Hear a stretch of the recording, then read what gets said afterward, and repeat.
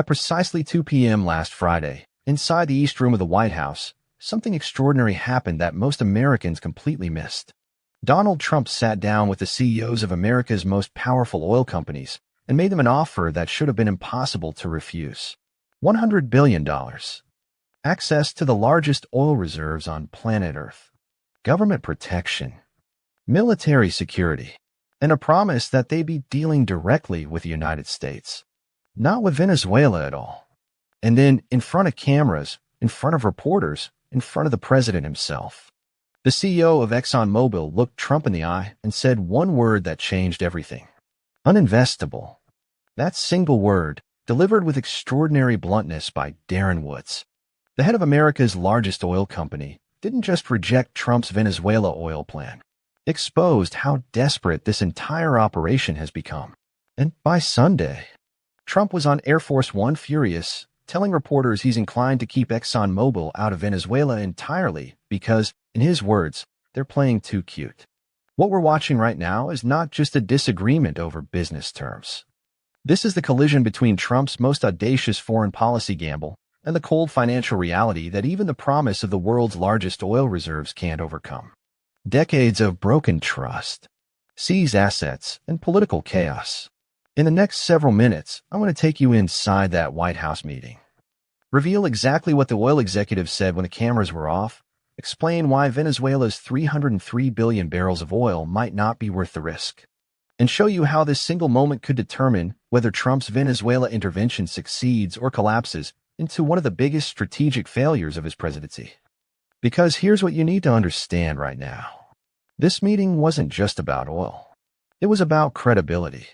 It was about whether Trump's word, backed by military force and government promises, is enough to convince the most calculating executives in the world to risk billions of dollars in one of the most unstable countries on Earth. And based on what happened Friday, the answer might be no. Let's start with what led to this moment, because to understand why Friday's meeting mattered so much, you need to see the bigger picture Trump is trying to paint. 1 week earlier, on January 3rd, U.S. military forces conducted what Trump called a large-scale strike against Venezuela. They captured President Nicolas Maduro and his wife, flew them out of the country. And within hours, Trump was already talking about oil. Not democracy. Not human rights. Not Venezuelan freedom. Oh, Trump stood at Mar-a-Lago and told the world that America would run Venezuela.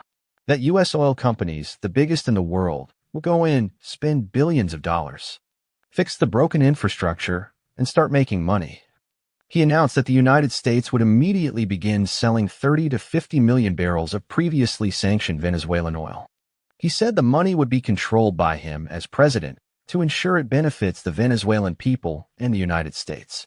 It was bold. It was unprecedented. And it required one absolutely critical thing to work. American oil companies had to actually agree to invest. That's what Friday's meeting was supposed to accomplish. Trump invited executives from 17 major energy companies: ExxonMobil, Chevron, ConocoPhillips, Halliburton, Marathon, Shell, Valero, all the giants. The White House called the meeting. Industry sources confirmed the companies didn't request it. Trump needed them more than they needed him. And when those executives walked into the East Room, Trump made his pitch. You have total safety, he told them. You're dealing with us directly, not dealing with Venezuela at all.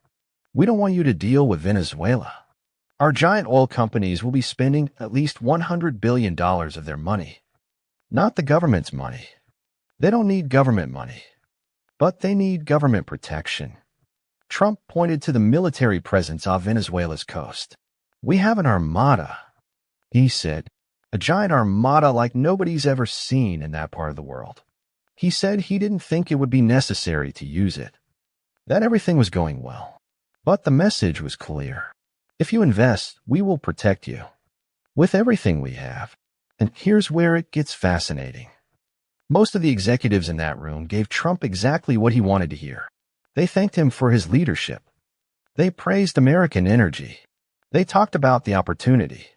Chevron's vice chairman said they were looking to ramp up operations. Marathon's CEO expressed interest. Smaller companies, the wildcatters, the independents. Apparently, their phones are ringing off the hook, according to Treasury Secretary Scott Bessent. But then Trump turned to Darren Woods. And Woods, the CEO of ExxonMobil, the second largest oil company in the world, play along. Woods is not a showboat. He's not a provocateur. He's an Exxon lifer who succeeded Rex Tillerson when Tillerson left to work for Trump back in 2017. Woods is known for being measured, analytical, focused on long-term strategy. And on Friday, he spoke with extraordinary clarity about why Venezuela is not investable. Woods started by acknowledging the opportunity. Venezuela has massive resources. As a depletion business, finding new reserves is ExxonMobil's biggest challenge. But then he laid out the problems. If we look at the legal and commercial constructs, the frameworks in place today in Venezuela, today it's uninvestable. Significant changes have to be made to those commercial frameworks, the legal system. There has to be durable investment protections. There has to be a change to the hydrocarbon laws in the country. And then Woods did something that must have stunned everyone in the room. He reminded Trump of history. ExxonMobil first entered Venezuela in the 1940s. They operated there for decades. Then in 2007, Hugo Chavez nationalized the oil industry and seized Exxon's assets. Exxon hasn't been back in almost 20 years. ConocoPhillips had the same experience. They're still owed $12 billion that Venezuela never paid. Woods said it plainly. To re-enter a third time would require some pretty significant changes. He said Exxon would send a technical team to assess the situation. But he did not commit to anything.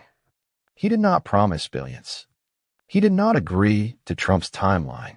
And in doing so, he exposed the fundamental problem with Trump's entire Venezuela strategy. Trump can seize tankers. He can capture presidents. He can promise security and protection. But he cannot erase the fact that Venezuela has a long, documented history of taking foreign companies' assets, nationalizing their investments, and leaving them with nothing but arbitration claims that take decades to settle.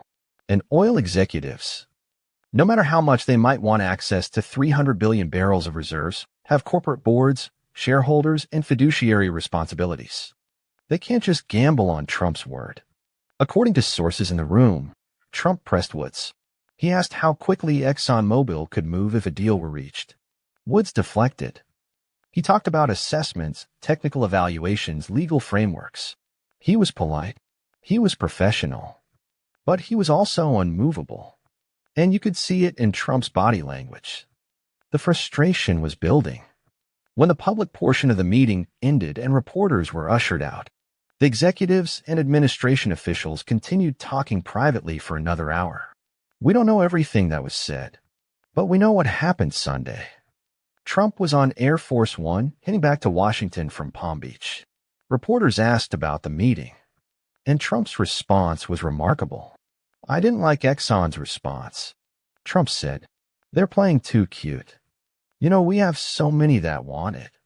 I'd probably be inclined to keep Exxon out." Think about that for a moment. The President of the United States, after trying to convince America's largest oil company to invest $100 billion, is now threatening to exclude them because their CEO told the truth about the risks. This is not strength. This is desperation. Because if ExxonMobil, with all its resources, expertise, and global reach, looks at Venezuela and says it's uninvestable, what does that tell every other company considering the opportunity? It tells them the risk is real. The legal protections aren't there. The political stability doesn't exist. And no amount of presidential promises can change that fundamental calculus. Let's talk about what's actually at stake here, because Venezuela's oil reserves are genuinely staggering. 303 billion barrels. That's roughly 17% of the entire world's proven reserves. It's more than Saudi Arabia, more than Iran, more than Canada. It's an almost unimaginable amount of wealth buried under Venezuelan soil. But here's the problem. Most of that oil is what the industry calls heavy crude. Extra heavy. In many cases, it's thick, sticky, difficult to extract, and requires specialized equipment and advanced refining capacity to process. It's also among the dirtiest oil in the world to produce in terms of carbon emissions. And right now, Venezuela's infrastructure is in ruins. At its peak in the 1990s, Venezuela was producing 3.5 million barrels per day. Today, after decades of underinvestment, corruption, and mismanagement under Chavez and Maduro, production has collapsed to around 800,000 barrels per day. That's less than 1% of global oil output. The pipelines haven't been updated in 50 years. The refineries are falling apart.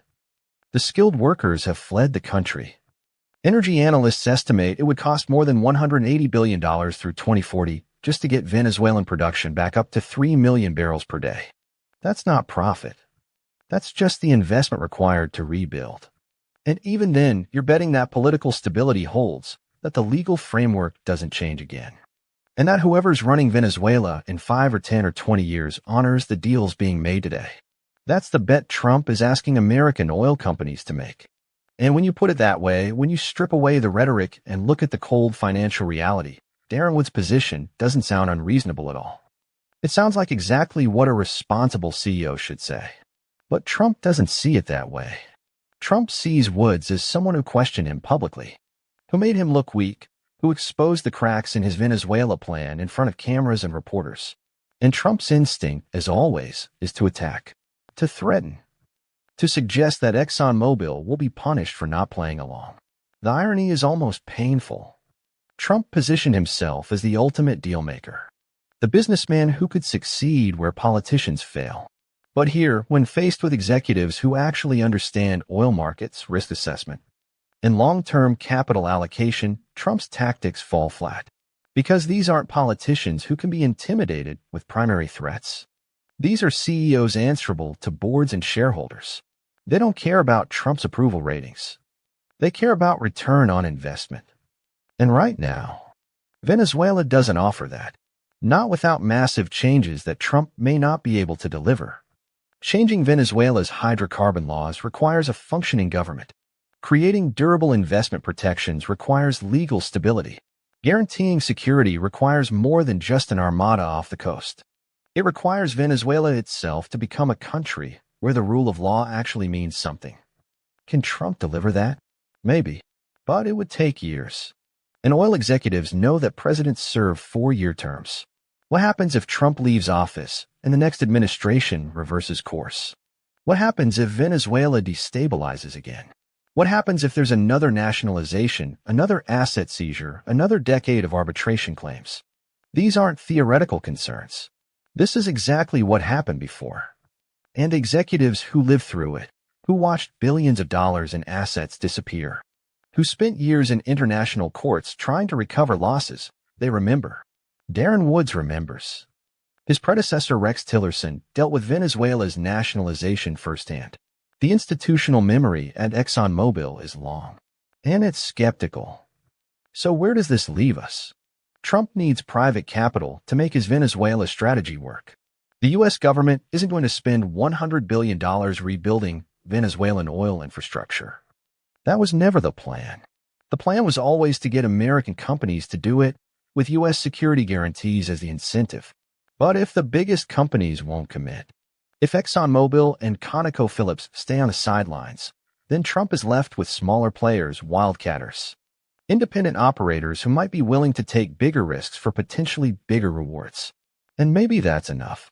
Maybe smaller companies can move faster, operate more flexibly, and build up production incrementally. But it's not the grand vision Trump promised. It's not American oil giants flooding in with hundreds of billions of dollars. It's a much smaller, slower, riskier proposition. And it raises the question, if the companies with the most expertise and resources don't think it's worth it, should anyone? The Senate seems to have similar concerns. On Thursday, they voted 52-47 in favor of legislation that would force Trump to seek congressional approval before taking further military action in Venezuela. It's unlikely to become law, but it's a signal. Even Republicans are uneasy about how deep this commitment might go. And that unease is justified. Because Venezuela isn't just about oil. It's about whether America can successfully run another country's economy, rebuild its infrastructure, and navigate its politics. Trump says we'll be there for a long, long time. But what does that mean? Who's actually governing Venezuela right now? Delcy Rodriguez, Maduro's former vice president, was sworn in as interim president. Is she making decisions, or is Washington? What role does Maria Corina Machado, the opposition leader, play? What happens if the Venezuelan people reject American control? These are the questions Trump hasn't answered. These are the complexities that can't be solved with an armada or presidential promises. And these are exactly the reasons why Darren Woods looked at Venezuela and said, uninvestable. Friday's White House meeting was supposed to be a celebration, a public display of American business and American power joining forces to unlock Venezuelan oil and bring down global energy prices. Instead, it became a reminder of something much simpler. Trust takes years to build and seconds to destroy. And in Venezuela, trust was destroyed decades ago. Trump can threaten to keep ExxonMobil out. He can praise the smaller companies that are interested. He can talk about how much money everyone will make. But at the end of the day, the oil is still in the ground. The infrastructure is still broken. And the risk is still enormous. Whether Trump's Venezuela gamble succeeds won't be determined by what he says or what he promises. It will be determined by whether he can actually deliver the one thing oil companies need more than security guarantees or presidential backing. Stability. Real, lasting, institutional stability. The kind that survives beyond one administration, one president, one moment. Right now, that stability doesn't exist. And until it does, Trump is going to keep running into the same problem he faced Friday. Executives who do the math, see the risk, and politely say no, even when the President of the United States is sitting right across the table asking them to say yes. So here's my question for you. Was Darren Woods right to call Venezuela uninvestable, or did he miss a historic opportunity? Should American oil companies be rushing into Venezuela, or staying far away? And most importantly, can Trump actually deliver the stability and legal protections these companies need? Or is this entire plan built on promises he can't keep? Drop your thoughts in the comments.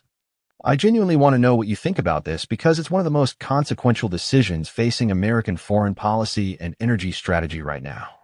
And if this analysis helped you see beyond the headlines and understand what's really happening behind closed doors at the White House, hit that like button and subscribe. Turn on notifications because this Venezuela story is far from over. Trump's next moves could determine whether this becomes a historic success or a historic failure. And I'll be here breaking it all down. Thank you for watching, and I'll see you in the next one.